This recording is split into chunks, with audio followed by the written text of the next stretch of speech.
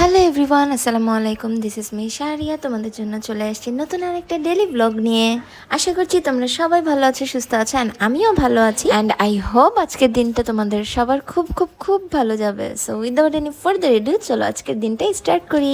ঈদের আগে থেকেই আমি ডায়েট শুরু করেছিলাম, বাট ঈদের এই ছুটিতে আমার ডায়েট যে কোথায় গেল আমি নিজেও জানি না। বাট তারপরও আমি প্রতিদিন অ্যাটলিস্ট ঘুম থেকে ওঠার পর সকালে এক গ্লাস পানি খাওয়ার চেষ্টা করি চিয়া সিড দিয়ে। অ্যান্ড দেখো, আমি যখন একটু বাইরে যাওয়ার জন্য রেডি হই তখন আমার ঘরের এই কর্নারটার অবস্থা খুব খারাপ হয়ে যায়, কাপড় চাপড় দিয়ে একদম মেসি অবস্থা হয়ে যায়।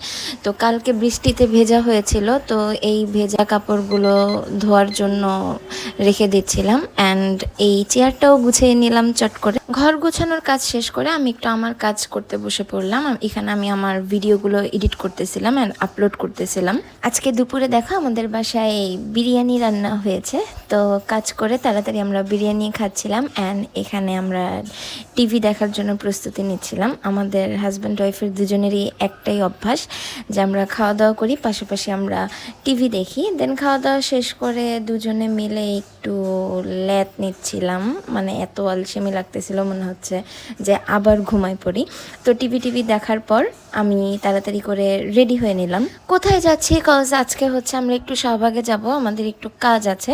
তো শাহবাগে চলে আসছি কাজের জন্য, কিন্তু তার পাশাপাশি আজকে কিন্তু মেঘলারও বার্থডে। তোমরা অবশ্যই আমার আইডিতে মেঘলাকে দেখেছো অ্যান্ড চিনো হয়তো বা তোমরা। সো যেহেতু শাহবাগে চলেই আসছি, তো চিন্তা করলাম কেন একটু বুকে নিব না তার জন্য। তো আমি এখানে হচ্ছে মামাকে ফ্লাওয়ার চুজ করে দিচ্ছিলাম যে কোন কোন ফুলগুলো দিয়ে বুকেটা বানাই দিবে। তো এখানে মামা আমার পছন্দ মতন ফুলগুলো দিয়ে বুকেটা বানাচ্ছিল। অ্যান্ড আমার বুকের ফাইনাল লুক এটা চলে আসছে। তো চলো এবার মেঘলার বাসায় যাওয়া যাক। মেয়েটা অনেক দিন ধরে চাচ্ছিল আমি যেন তার বাসায় যাই, অ্যান্ড ফাইনালি তো আমি তার বাসায় চলে আসলাম। তো আমার কাছে আবদার করলো যে শাড়ি পরাই দিতে হবে।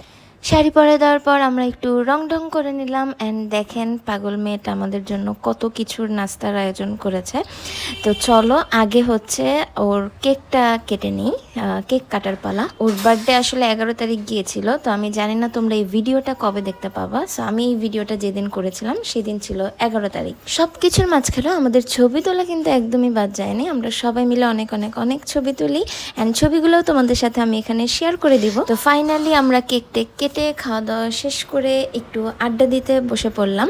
অ্যান্ড আড্ডা দিতে দিতে দেখো আমাদের জন্য আবার আইসক্রিম নিয়ে চলে আসলো।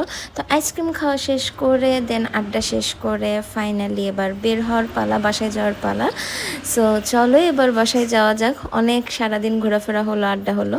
ব্লগটা এন্ড করতে ভুলে গিয়েছিলাম, তো পরদিন গিয়ে আমি ব্লগটা এন্ড করছি। আমার আজকের এই ভিডিওটা যদি তোমাদের কাছে দেখতে ভালো লাগে, তাহলে যারা ফেসবুক থেকে দেখছো অবশ্যই আমার পেজটা ফলো করবা, লাইক করবা, শেয়ার করবা। আমাদের ইউটিউব পেজটাও অবশ্যই কিন্তু সাবস্ক্রাইব করে দিবা। আল্লাহ হাফেজ।